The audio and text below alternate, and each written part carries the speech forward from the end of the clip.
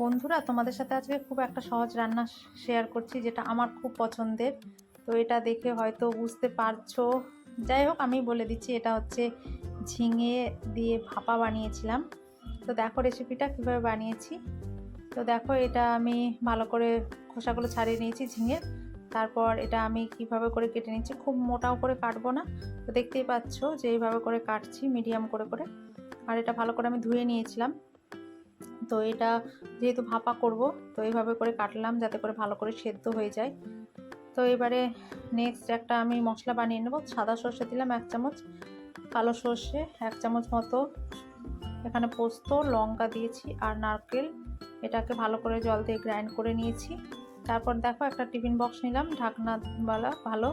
তো দেখতে পাচ্ছ এখানে ঝিঙেটা দিয়ে দিলাম। এবার গ্রাইন্ড মশলাটা দিয়ে অল্প একটু জল দিয়েছি। তো ঝিঙে থেকে তো জানি যে আমরা সবাই যে জল বেরোয়। তারপর দেখো পরিমাণ মতো লবণ, হলুদ, লাল লঙ্কার গুঁড়ো আর দিয়ে দিলাম 1 চামচ মতো সর্ষের তেল আর অল্প একটু চিনি, যাতে তেল মশলা লবণের টেস্টটা ভালো আসে, ব্যালেন্সটা সবজি। তো দেখো এখানে আমি কয়েকটা দিয়ে দিলাম কাঁচা চেরা লঙ্কা, আর দিয়েছি একটা মিডিয়াম সাইজের টমেটো কেটে কেটে। তারপরে দেখো এখানে আমি জল গরম বসিয়ে দিয়েছিলাম, তারপর একটা স্ট্যান্ড মতো দিয়ে দিলাম যাতে করে টিফিন বাটিটা উল্টে পাল্টে না যায়। তারপর আবারও একটু পরিমাণ জল দিলাম। এবার লো টু মিডিয়ামে আমি এটা 15 মিনিট ধরে এইভাবেই রেখে দেবো।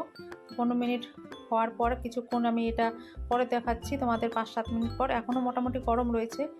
তো দেখো ভাপ উঠছে আর এতটাই ভালো সুগন্ধ বেরোচ্ছিল যে কি বলবো তোমাদের। আর গরম ভাতের সাথে তো অসাধারণ লেগেছিল। এর সাথে গরম ভাতের সাথে আর কোনো সবজি না হলেও চলবে, এতটাই টেস্টি হয়েছিল। তো তোমরা ঝিঙে দিয়ে এরকম ভাপা করে খেয়েছো কিনা অবশ্যই জানাবে, আমার তো খুবই ভালো লাগে।